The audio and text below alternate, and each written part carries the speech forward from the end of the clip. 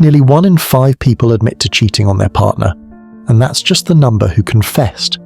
Behind that statistic are millions of hidden stories of quiet betrayals, secret messages, and late-night lies. Cheating isn't just lust or dissatisfaction, it's a psychological puzzle, woven from unmet needs, personal insecurities, and the brain's uncanny ability to justify almost anything. Cheating goes beyond a moral failure. It's a deeply psychological event that cracks the illusion of certainty in even the strongest bonds. To understand cheating is to confront the uncomfortable complexity of human nature. Sometimes it's premeditated or malicious, other times it's just a moment and someone takes it. In this video, we're stepping inside the mind of the cheater. We'll examine the neuroscience of temptation, the impact of attachment wounds, the silent build-up of resentment, the role of childhood modeling, the masks of narcissism, and the rationalizations that allow someone to hurt a partner. So if you've ever asked yourself, how could they do this to me? Was any of it real? This video won't give you all the answers, but it will help you understand. Let's begin. Chapter 1. The hidden motive, why people cheat, even when they don't need to. Cheating is often framed as a moral failure, a lapse in judgment, or a moment of weakness. But the truth is far more complex and far more unsettling. Cheating, in all its forms, academic, relational, professional, is rarely about necessity. People don't always cheat because they have no other choice. In fact, some of the most egregious cheating behaviors come from those who already have access to success, love, or status. So why do they risk it? Psychologists have long been fascinated by this question, and one of the most compelling insights is this: cheating is not always about the outcome, it's about the internal narrative. The decision to cheat often arises from a psychological tug-of-war between desire and self-image. Human beings need to see themselves as good people, but they also want things they're not supposed to have. Cheating becomes a way to reconcile both, to obtain the forbidden, while telling oneself it wasn't that bad. This is supported by research in behavioral economics, especially by psychologist Dan Ariely, who found that people will cheat just enough to benefit, but not so much that it threatens their self-concept. In a series of experiments, participants who were given the opportunity to lie about their performance on a test did so, but only slightly. They didn't maximize their gains. They kept their lies small, just enough to benefit while still seeing themselves as honest. This subtle self-deception is key. It reveals that cheating isn't just a behavioral problem, it's an identity negotiation. A way to maintain a positive self-image while still bending the rules. And this is why cheaters often don't feel like cheaters. They create justifications, rationalizations, and narratives that soften the act. Everyone does it. It's just a white lie. They deserved it. These aren't just excuses, they're psychological armor designed to protect the ego. Another psychological driver is the thrill, the risk, the forbidden nature of the act. For some, cheating is a high. It's a form of rebellion against a system they feel constrained by. For others, it's about control, proving to themselves that they can manipulate the rules and get away with it. These individuals don't just cheat for gain, they cheat for psychological satisfaction. And often, they don't stop after the first time. Cheating in this light is a symptom, not just of character flaws but of internal conflicts, of unmet needs, of craving significance, autonomy, or power. It's not always about winning. It's about feeling alive, and sometimes people would rather risk everything than feel like they're just another cog in the system. Understanding this psychological foundation reframes the entire narrative. It's not just about dishonesty, it's about identity, about cognitive dissonance, about people trying to resolve the gap between who they think they are and what they actually do. And that gap, left unchecked, can widen into a life built on manipulation, secrecy, and self-delusion. Chapter 2. Infidelity and the myth of just one mistake. When someone cheats in a romantic relationship, the betrayal often feels like a singular rupture, a clean break from what was. But in truth, infidelity is rarely just one mistake. It's a culmination of many small moments, unspoken resentments, unmet emotional needs, eroding boundaries, and psychologically, it reveals far more about the cheater than most people realize. At the heart of romantic cheating is a concept known in psychology as emotional displacement. The cheater may not necessarily fall out of love with their partner, but they may begin transferring unmet desires, emotional intimacy, admiration, novelty onto someone else. What's fascinating is that the partner being cheated on often has no idea. Because the early stages of cheating are internal, invisible. They take place in fantasies, in internal rationalizations, in micro-decisions, each one eroding the integrity of the relationship in subtle, unspoken ways. Research from the Kinsey Institute and various relationship studies show that people cheat not because they no longer love their partner, but because they no longer feel seen by them, or they feel constrained, emotionally dismissed, or irrelevant. And so they seek external affirmation, not always consciously. The affair becomes less about the other person and more about rediscovering a version of themselves they feel they've lost. But it's not always this poetic.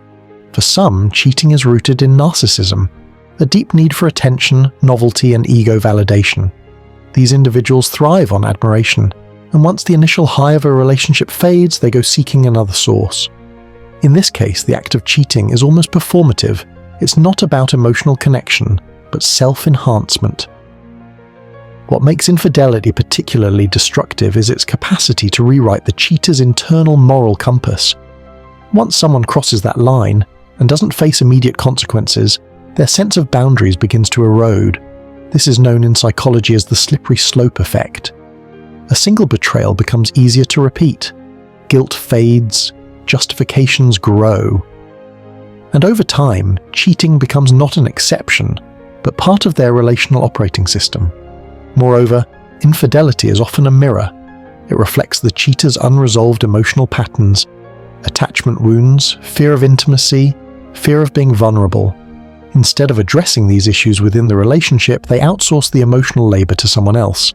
In this way, cheating becomes a form of avoidance, a way to distract from the discomfort of facing one's own emotional deficiencies. But perhaps the most disturbing part is that some cheaters genuinely believe they're still good partners. They may still show up, provide, say the right things, because they compartmentalize the affair. In psychology, this is known as moral licensing, the belief that good deeds in one area justify bad behavior in another. And it's this delusion that makes recovery from infidelity so difficult. Not just for the betrayed partner, but for the cheater themselves. Chapter 3. The Corporate Cheat: Power, Pressure, and the Erosion of Ethics. When cheating happens in a boardroom, it's rarely about sex or romantic dissatisfaction. It's about ambition, status, fear, and the dangerous illusion that the rules don't apply to you once you're successful. Corporate cheating, whether it's embezzlement, insider trading, data manipulation, or resume fraud, reveals a darker side of human psychology, how power can distort perception and how stress can override morality.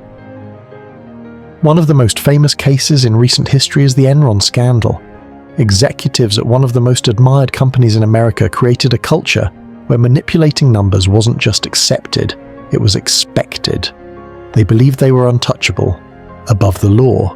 And psychologically, this points to something called hubris syndrome, a condition where power leads to overconfidence, entitlement, and a complete loss of accountability. When people rise in power, studies show they start to experience reduced empathy, increased risk-taking, and a higher likelihood of moral disengagement. This isn't just anecdotal, it's backed by neuroscience. Brain imaging shows that the more power someone feels, the less activity occurs in the areas of the brain related to understanding others' feelings. In essence, power makes some people more selfish. But it's not just greed that drives corporate cheating. Often it's fear.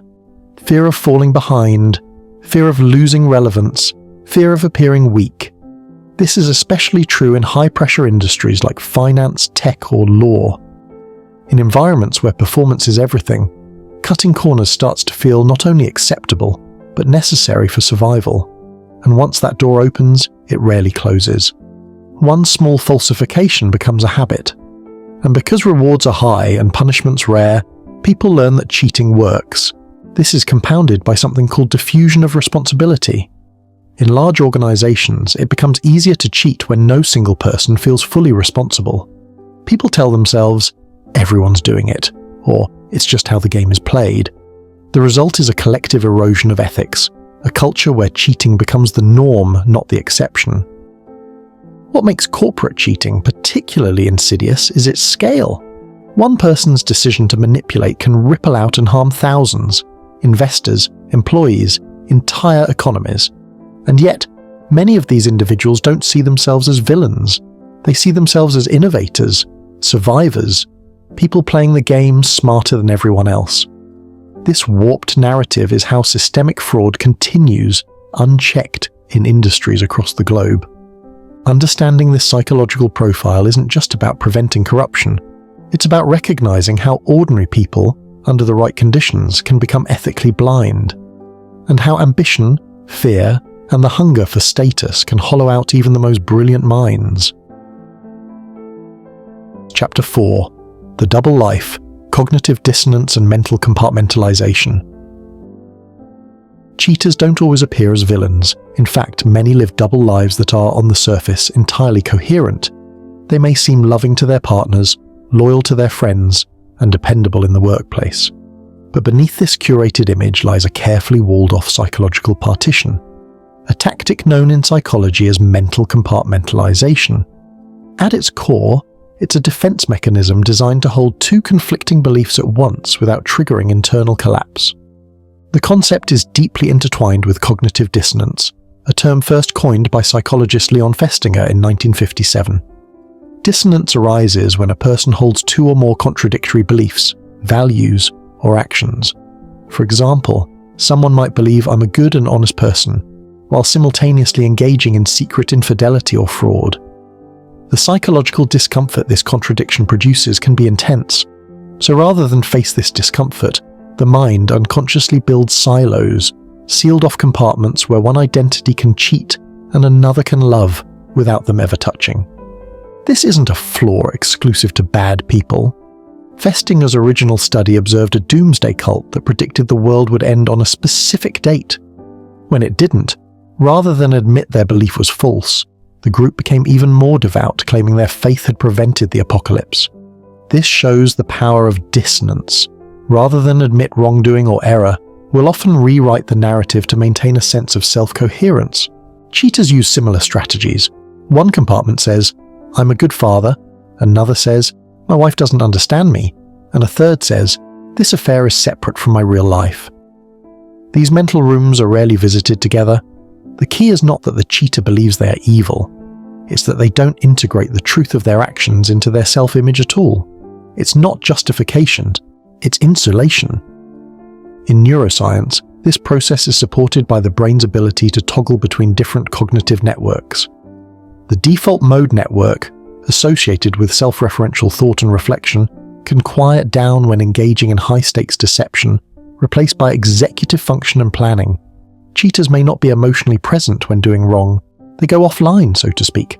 This allows the behavior to continue without immediate guilt.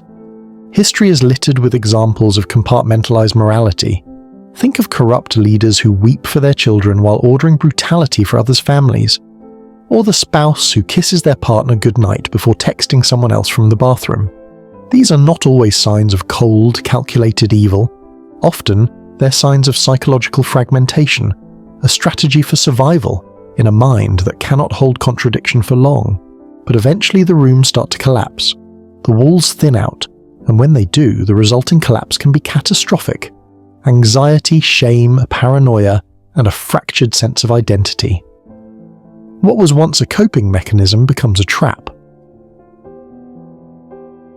Chapter 5: The Reward Loop, Dopamine, Novelty, and the Biology of Deceit. If you peer into the brain of a cheater, you'll find something very familiar: addiction circuitry. Modern neuroscience has uncovered that cheating behaviors often hijack the brain's dopaminergic reward system, the same one responsible for compulsive gambling, substance abuse, and even social media addiction. At the center of this is dopamine, a neurotransmitter not of pleasure, as it's often misunderstood, but of anticipation. Dopamine spikes not when we get the reward, but when we expect one. For a cheater, this reward is often emotional excitement, secrecy, novelty, or power. The act of planning an affair, sending a risky message, or covering a lie can be more neurologically rewarding than the actual outcome. Psychologist Helen Fisher, known for her research on love and the brain, found that romantic infidelity lights up similar brain regions as cocaine use. The ventral tegmental area, VTA, and nucleus accumbens, parts of the brain associated with reward, are activated during both sexual attraction and the thrill of rule breaking. These aren't abstract ideas, they're hardwired mechanisms, and when the brain experiences this chemical rush, it reinforces the behavior. Cheating becomes not just a moral failing, but a loop of cause and effect rooted in biology. Novelty also plays a key role. The Coolidge effect, first observed in animal behavior studies, describes how males exhibit renewed sexual interest when introduced to a new partner, even after refusing sex with a familiar one. This biological bias toward novelty can override long-term bonding mechanisms in the brain, especially when self-control is compromised or when the environment encourages secrecy and opportunity. But there's more. Cheating may also activate the prefrontal cortex, involved in planning and rationalization. This means that while the emotional brain is chasing thrill, the rational brain is often working overtime to justify it. I deserve this. They'll never know. This is harmless. This internal collaboration between emotion and logic is what makes cheaters so good at lying, to others and to themselves. It's worth noting too that not all cheating is driven by desire. For some, it's not about sex or affection. It's about control, escape, or validation. But regardless of the motive, the reward loop remains. The cheater learns that deceit equals relief, attention, or freedom. And just like any addictive loop, the behavior tends to escalate. One lie becomes two, one affair becomes a pattern. Breaking this loop isn't just a matter of willpower. It often requires a complete rewiring of the brain's association with truth, novelty, and self-worth. Without this internal shift, the cheater doesn't just relapse, they return to a system that has been rewarding them all along. Chapter 6. Historical Cheaters, Power, Paranoia, and the Corruption of Trust. To understand the psychology of cheaters, we can't confine ourselves to bedrooms and boardrooms. History is filled with tales of betrayal that shattered nations, movements, and empires. These cases reveal something deeper. Cheating is not just a personal flaw, it can be a strategic act of power, often woven into the fabric of political or social ambition. Take the infamous case of Benedict Arnold, the American general who defected to the British during the Revolutionary War. Arnold wasn't just betraying a cause, he was cheating on a fledgling nation, on comrades who trusted him, on a dream he once fought for. His reasons? A blend of perceived injustice, financial hardship, and wounded pride. But what makes Arnold so pivotal is how rational his betrayal seemed to him. Much like modern cheaters, he didn't see himself as the villain. He believed he was correcting a wrong, reclaiming what was due. Cheating has long been a tool of rulers. Henry VIII's marital infidelities weren't merely romantic scandals, they reshaped the religious structure of Europe. His obsessive pursuit of a male heir, paired with serial infidelities, catalyzed the English Reformation. Here, cheating wasn't just private, it was political. The personal betrayal of spouses coincided with a broader betrayal of religious allegiance. Even in modern history, figures like Richard Nixon used secrecy and betrayal not in marriage, but in leadership. The Watergate scandal, while not romantic infidelity, was a cheating of the public trust, driven by fear, control, and a desperation to maintain power. It revealed how cheating, at its core, is about getting what one wants without exposing vulnerability. These historical examples show us that cheating doesn't require love to exist. It requires leverage. It thrives in environments of imbalance, where one person has power over another, or when power feels threatened. Whether it's a general, a king, or a corporate CEO, cheating is often a response to fear. Fear of failure, fear of exposure, fear of irrelevance. And yet, for all the strategizing and secrecy, the aftermath is almost always the same: collapse. Whether personal or political, cheaters eventually find that betrayal has a short shelf life. The brain that once lit up with dopamine must now contend with anxiety, hypervigilance, and the gnawing realization that trust, once broken, is rarely restored. Cheating, in this broader context, is not just a matter of hearts and hormones. It's a phenomenon that spans empires, ideologies, and centuries, an eternal dance between impulse and consequence. Chapter 7. Self-Deception. How cheaters justify their behavior to themselves. At the heart of every betrayal lies a quiet internal negotiation, a gradual shifting of values, stories, and justifications that allows the cheater to live with what they've done, and often what they've become. Rarely does cheating begin with the external act, it begins inside. Long before a message is sent or a boundary is crossed, the human mind begins to edit its own morality, softly, silently. This process is known in psychology as self-deception. It is one of the most complex forms of dishonesty, not because it fools others, but because it fools the self. The cheater does not always see themselves as deceptive. They often maintain, quite sincerely, the belief that they are still good, honest, loving. But this belief is not grounded in reality. It is upheld by a system of internal justifications designed to reduce guilt and preserve identity. Cognitive psychologist Leon Festinger introduced the concept of cognitive dissonance in the 1950s. He explained that when people experience a gap between their behavior and their self-image, it creates psychological discomfort. To resolve that discomfort, they either change the behavior or change the belief. Cheaters often choose the latter. Rather than admit I've done something wrong, they subtly adjust their interpretation of events. It wasn't really cheating. My partner has been distant. I didn't mean for it to go that far. These aren't just excuses, they're coping mechanisms. Another common strategy is compartmentalization. This involves mentally separating different parts of one's life to avoid conflict. A cheater might view their affair as completely disconnected from their relationship. It's just sex. It's just emotional. It has nothing to do with my marriage. These compartments allow them to live double lives without fully confronting the moral dissonance of their choices. Psychologically, this is both fascinating and deeply human. The mind will go to great lengths to protect its most cherished narrative, that we are good people, making reasonable decisions. So, when those decisions contradict our values, the mind doesn't always sound an alarm. Sometimes it quietly rewrites the story. Neuroscience supports this. Brain scans have shown that when people lie, especially repeatedly, the amygdala's emotional response diminishes over time. The guilt fades, the stress subsides, the act becomes easier. In a sense, the brain adapts to deception, especially when the deception becomes habitual. This self-deception isn't limited to romantic affairs. It appears in academic dishonesty, workplace fraud, and even social relationships. A student who cheats on an exam may tell themselves they had no choice. A manager who falsifies numbers may believe they're protecting the company. In all cases, the story becomes more important than the truth. The lie becomes sustainable because the storyteller believes it. But the problem is, these internal negotiations rarely stay internal. They manifest in behavior, avoidance, defensiveness, mood shifts. The cheater may feel disconnected from their partner, impatient with themselves, anxious in quiet moments. Deep down, a part of them still knows, and that part often surfaces at night or during moments of stillness, asking uncomfortable questions. The danger of self-deception is not just that it hides the truth, it erodes integrity, it fragments the self, and over time, it becomes harder to distinguish who we are from what we've done. Chapter 8. The emotional fallout and what betrayal does to the betrayed.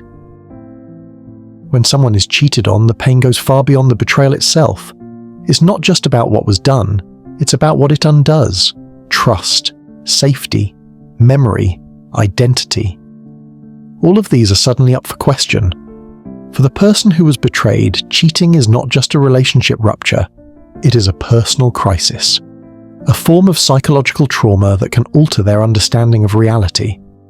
Research shows that betrayal can trigger symptoms closely resembling post-traumatic stress disorder.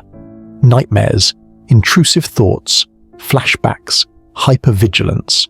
These are not exaggerations. They are the brain's way of processing a profound emotional injury. The moment someone discovers they've been cheated on, time splits. The past becomes unfamiliar. Was it ever real? Is a common question. It's not just about the present, it's about every memory now seen through a cracked lens. From a neurological perspective, betrayal activates the amygdala, the part of the brain responsible for processing fear. The nervous system enters a heightened state of arousal. The body remains on edge, scanning for threats. Even small cues, an unexplained phone call, a sudden change in tone, can provoke disproportionate emotional reactions. The betrayed individual often becomes a detective, searching for clues, obsessed with understanding the timeline, the motive, the why. And yet, even when all the details are known, healing remains elusive. That's because the injury is not rational, it's existential. To be betrayed is to be made suddenly aware of your own vulnerability, of how deeply you trusted, and how easily that trust was broken. Attachment theory offers important insight here. People with anxious attachment styles often internalize the betrayal as a reflection of their own inadequacy. I wasn't enough. I should have seen it coming. Those with avoidant attachment styles, meanwhile, may shut down emotionally, retreating into numbness as a way of self-protection. But even securely attached individuals are not immune, because infidelity strikes at something universal: the need to feel safe in love, to believe that someone sees us, chooses us, protects us. And when that sense of safety collapses, the fallout is not just emotional, it's physiological. Sleep patterns break, appetite disappears, the body reacts as if under siege. What makes it worse is the isolation. Betrayal carries shame, and shame silences. Many people don't talk about what they're feeling, afraid of being judged, blamed, or pitied. And so the pain becomes private, unspoken. Healing, then, is not simply about forgiveness or moving on. It's about integration. Relearning to trust oneself, rebuilding the boundary between past and present, reclaiming agency, and sometimes it means redefining the meaning of love, not as blind trust, but as conscious vulnerability with safeguards. Betrayal changes people, but with the right support it can also become a point of transformation, not the end of their story, but the beginning of a deeper, wiser one. Chapter 9. Rebuilding Trust. Is recovery ever truly possible? Once trust is broken, can it ever be fully restored? This is one of the most pressing and painful questions in the aftermath of cheating. For many, the rupture feels permanent. Trust, after all, is not just a feeling, it's a framework. It governs how we interpret behavior, how we feel safe, how we make sense of intimacy. When that framework is shattered, everything must be rebuilt. In psychological recovery from infidelity, researchers outline two distinct paths: reconciliation or reinvention. Reconciliation means staying in the relationship and attempting to repair what was lost. Reinvention means moving forward alone, crafting a new identity from the ashes of the old. Both are valid, both are difficult. For couples who choose to stay together, the process is long and non-linear. It begins with full accountability. The cheater must own their actions without defensiveness or minimization. This means answering painful questions, being present for emotional breakdowns, and enduring the discomfort of transparency. Without this foundation, no amount of time or therapy can rebuild true trust. The next step is creating a new contract. Not just verbal promises, but visible actions. This may include open access to devices, routine check-ins, or couples therapy. For some, these steps feel invasive, but for the betrayed, they are lifelines, signs that safety matters more than pride. Even then, setbacks are common. Triggers arise, old wounds reopen. The process of healing is not linear. It moves in spirals, progress one day, regression the next. But what matters is commitment, not to perfection, but to presence, the willingness to stay, to listen, to repair. For those who leave the relationship, the rebuilding is internal. It means reclaiming identity, rewriting the narrative of the past, and most importantly, learning to trust oneself again. Because often, the deepest injury is not what someone else did, but how blind we feel in retrospect. How did I miss the signs? Why did I ignore my instincts? Healing means forgiving not just them, but yourself. There is no one-size-fits-all formula for recovery. Some couples emerge stronger, with more honesty and depth than ever before. Others dissolve, but with clarity and dignity. What matters most is not the outcome, but the process. Whether you stay or go, the question isn't, can I ever trust them again? It's, can I live with integrity again? Knowing what I know, honouring what I feel, and protecting what I value? And when that answer becomes yes, that's when the real healing begins. Chapter 10. The Role of Culture. How Society Shapes Our View of Infidelity.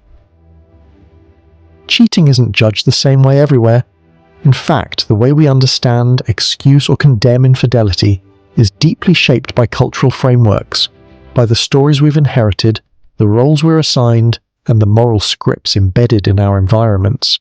This means that what we call cheating isn't just a private betrayal. It's a culturally loaded act, one that reflects and reinforces broader social values.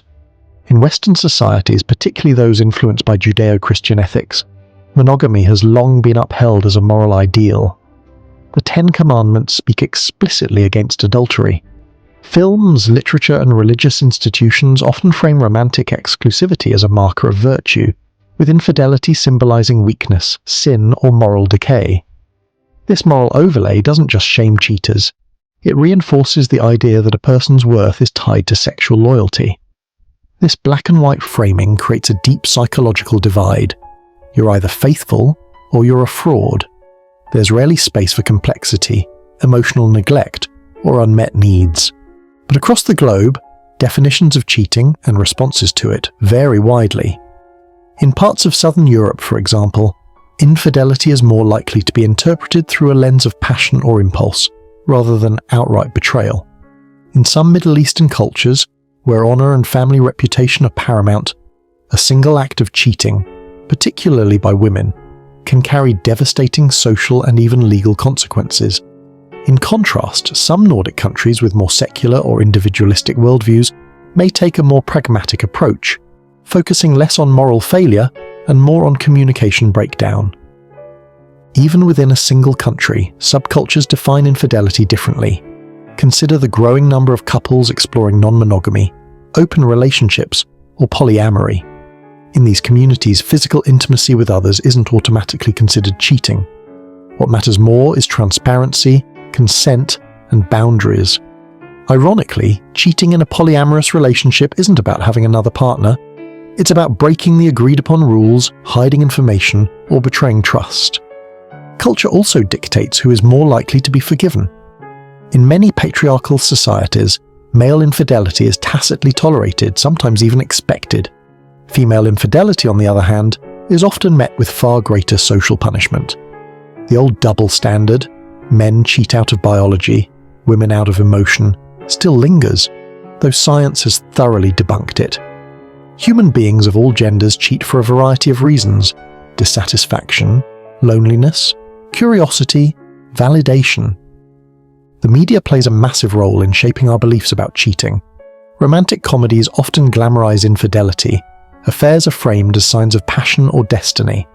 In contrast, tabloid culture vilifies celebrities who cheat, reducing complex emotional lives into moral binaries. We live in a culture that simultaneously condemns and sensationalizes betrayal. It both punishes and profits from it. Technology, too, has globalized infidelity. The rise of dating apps, private messaging, and online intimacy has blurred traditional boundaries. Emotional affairs conducted over text, late-night video calls, or anonymous platforms are common, and they raise difficult cultural questions. Is it cheating if it's only online? Does intention matter more than physicality? These questions have no universal answers because culture gives them context. Ultimately, to understand cheating, we must understand that it is not just a personal decision. It is a culturally coded act.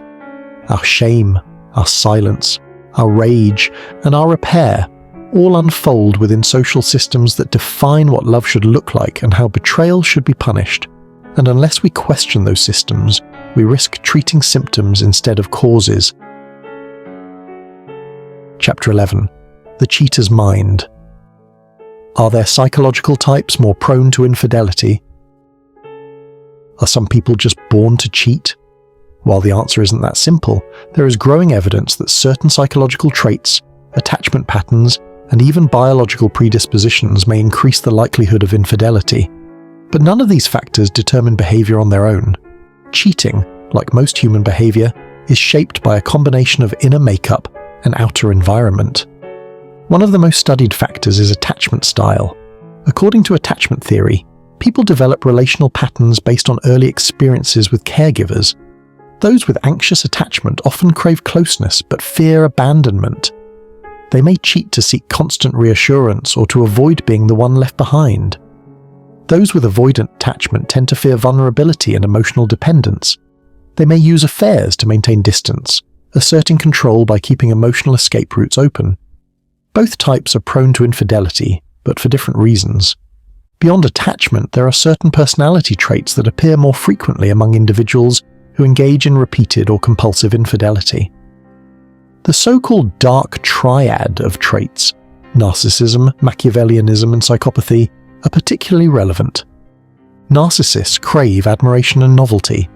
They may cheat not out of dissatisfaction, but because they feel entitled to more. Machiavellians are strategic and manipulative, often viewing relationships as means to an end. Psychopaths lack empathy and guilt, making them less restrained by moral considerations. That said, not all cheaters exhibit these traits. In fact, many people who cheat are not inherently selfish, manipulative, or emotionally stunted. They may be insecure, impulsive, bored, or emotionally neglected. One of the most under-discussed drivers of infidelity is emotional deprivation, a sense of feeling unseen, unappreciated, or emotionally starved in a relationship. Cheating, in such cases, becomes less about conquest and more about seeking nourishment.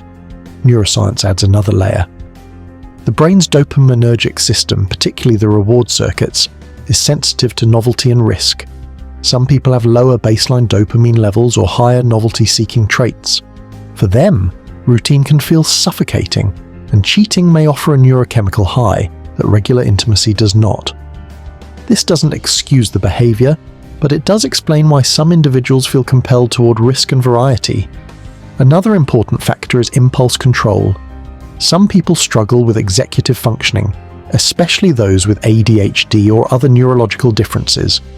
This can lead to poor decision-making, especially under emotional stress. Again, this doesn't justify betrayal, but it highlights that infidelity is often a failure of regulation, not always of intention. Finally, there's the moral flexibility some individuals develop. If someone grew up watching betrayal go unpunished, or even rewarded, they may not internalize strong boundaries. Family history plays a huge role. Children of cheaters are statistically more likely to cheat themselves, not necessarily because of genetics, but because they've seen such behaviors normalized. Understanding the mind of a cheater isn't about demonizing them or excusing them. It's about recognizing patterns, risks, and blind spots. Most importantly, it's about promoting self-awareness. Because the moment someone believes they're immune to cheating is often the moment they become most vulnerable to it. Chapter 12. Cheating and Technology. The New Frontiers of Betrayal. The landscape of infidelity has changed more in the last 2 decades than perhaps any other time in history. Why? One word: technology. With smartphones, social media, messaging apps, and dating platforms, cheating no longer requires secrecy in the physical world. The betrayal can happen entirely online, quietly, instantly, and with far more plausible deniability. Psychologists now talk about micro-cheating, the subtle, often ambiguous behaviors that may not involve physical intimacy, but still violate relationship boundaries. Flirty DMs, late-night likes on provocative photos, just friends messages laced with emotional undertones. All of these can become the digital breadcrumbs of infidelity. The lines between harmless interaction and betrayal are thinner than ever, and every couple must now define those lines explicitly. One of the reasons technology amplifies cheating is accessibility. Dating apps provide instant access to thousands of potential partners, many of whom are just one swipe away. Even people in committed relationships often stay on these platforms out of curiosity, ego boosting, or temptation. What was once an act of deliberate pursuit is now embedded in leisure. Moreover, anonymity emboldens behaviour. Behind screens, people are less inhibited. They say things they wouldn't say in person. They engage in risky conversations under the illusion of privacy. And when emotional intimacy grows through these digital channels, it can become just as threatening to a relationship as a physical affair, sometimes more so. Technology also fuels addictive behaviours. The intermittent reinforcement of messages, likes, or responses activates the brain's reward system. This is the same system involved in gambling or substance addiction. The emotional affair becomes a dopamine loop, an itch that needs scratching, a secret hit of excitement that becomes harder to quit. Interestingly, digital cheating also introduces a unique kind of emotional dissociation. Some people convince themselves that it's not real because there was no touch. But emotional betrayal doesn't require physicality. It requires secrecy, intimacy, and misdirected affection. And for many betrayed partners, these forms of infidelity hurt more, not because of the act itself, but because of the effort to hide it. Technology also creates new problems in the aftermath. Screenshots, message history, and browser logs create permanent evidence. For the betrayed, this can prolong the trauma, as they return again and again to conversations not meant for their eyes. The recovery process is now tangled with digital artifacts, proof that can be saved, replayed, or used as weapons in emotional arguments. The challenge of modern relationships is not just avoiding temptation, it's maintaining integrity in a world that constantly tempts you.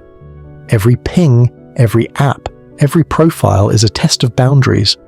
And while technology may have expanded the avenues for betrayal, it also demands a new level of conscious commitment. Relationships in the digital age require more communication, not less, more transparency, more mutual agreement about boundaries and expectations, and above all, a shared understanding that betrayal doesn't need a bedroom anymore. It just needs a moment of impulse and a screen. Chapter 13. The Psychology of the Betrayed. How Trust is Reconstructed Internally. When we talk about cheating, most of the psychological focus is placed on the cheater, their motives, patterns, and regrets. But what about the person who was betrayed? While much has been written about heartbreak, far less attention is paid to the deeper psychological impact of betrayal, not just on relationships, but on a person's inner world. To be cheated on is to have your reality destabilized. The foundation of a committed relationship is built on trust, and when that trust is violated, it doesn't just call the cheater's character into question, it casts doubt on the betrayed person's own judgment. How didn't I see this? Was I ignoring the signs? What does this say about me? This internal collapse of certainty is what psychologists call a narcissistic injury, not in the sense of vanity, but in the deeper psychoanalytic understanding of selfhood. It is a blow to the integrity of the ego, to the assumption that the world and one's relationships are coherent, knowable, and predictable. This is why betrayal can cause symptoms mirroring post-traumatic stress. Not just grief, but hypervigilance, emotional numbness, panic attacks, and insomnia. The world no longer feels safe. This crisis often leads to radical self-reassessment. Many people spiral into destructive patterns of self-blame. If I were more attractive, more attentive, more exciting, maybe this wouldn't have happened. The problem is these thoughts feel productive, like they're part of solving the mystery. But in reality, they deepen the injury. Because the betrayal is no longer just about what someone else did, it's become a reflection of your own perceived inadequacy. Healing then begins not with answers about the cheater, but with boundaries around your own story. The betrayed person must reclaim authorship over their narrative. This means recognizing that someone else's betrayal is not an indictment of your worth. It is a reflection of their choices, their shadows, and their unresolved wounds.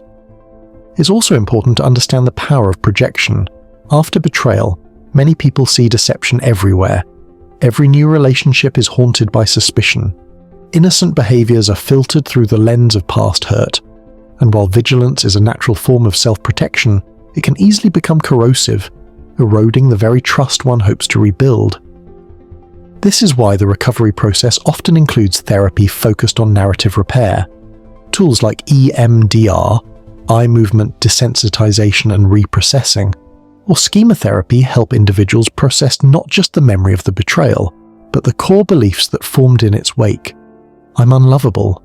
People can't be trusted. I'll never feel safe again. These beliefs are often more damaging than the betrayal itself. The goal of healing isn't to erase the past, it's to integrate it, to hold space for the pain without letting it define you, to move forward not as someone who was broken, but as someone who was deeply challenged and came through with greater clarity, strength, and discernment. Because real healing isn't just about trusting others again, it's about trusting yourself. Chapter 14. Why some relationships survive and others don't. After infidelity, some relationships disintegrate completely, while others not only survive but evolve into deeper, more conscious partnerships. What makes the difference? Contrary to popular belief, it's not just about the severity of the betrayal. It's about what comes next, the psychological architecture of repair, the willingness to face truth, to sit with discomfort, and to grow in places that once felt untouchable. The first and most critical element is accountability. If the betrayer cannot fully acknowledge the damage they've caused, healing stops before it begins. This means no excuses, no justifications, no reframing the narrative to protect their ego. It means naming what was done and sitting with the weight of it. The second element is empathy.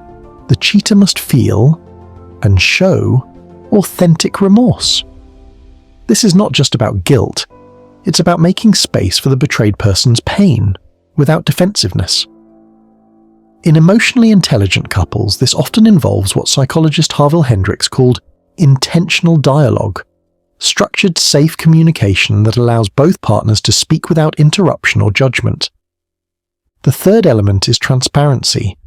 The partner who betrayed must often give up privacy, at least temporarily. This may involve open phone access, GPS sharing, or regular check-ins. For some, this feels invasive, but for the betrayed partner, it can provide temporary structure while trust is rebuilt.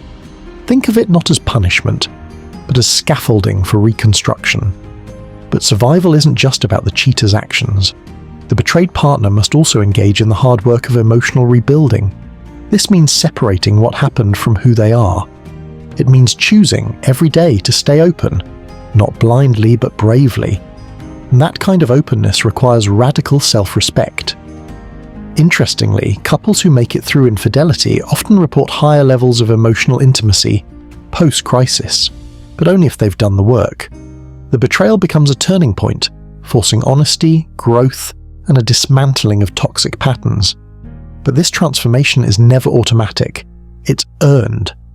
So why do some couples fail? Because they avoid. They rush forgiveness. They stay silent. They confuse peacekeeping with healing. Or they remain in survival mode. Too hurt to move forward, but too afraid to walk away. Survival is possible, but it demands more than love. It demands courage, truth, and the willingness to rebuild from the ground up. Chapter 15. Why we need to understand cheating, even if we've never experienced it. It's easy to dismiss cheating as something that happens to other people. As long as we behave, love sincerely, or choose wisely, we tell ourselves we'll be safe. But the psychology of cheating reveals something far deeper and far more universal. Cheating isn't about villains and victims, it's about the fragility of desire, the complexity of unmet needs, the silent wounds we carry into our relationships, and the very human tendency to seek escape when we don't know how to ask for change. Whether or not you've experienced betrayal, understanding infidelity is essential for understanding yourself, your boundaries, your values, your fears, and your capacity to both give and receive vulnerability. We live in a culture obsessed with perfection, where the ideal relationship is seamless, sexy, and secure. But real relationships are messy. They're made of two evolving people, trying to share a life while healing from their pasts.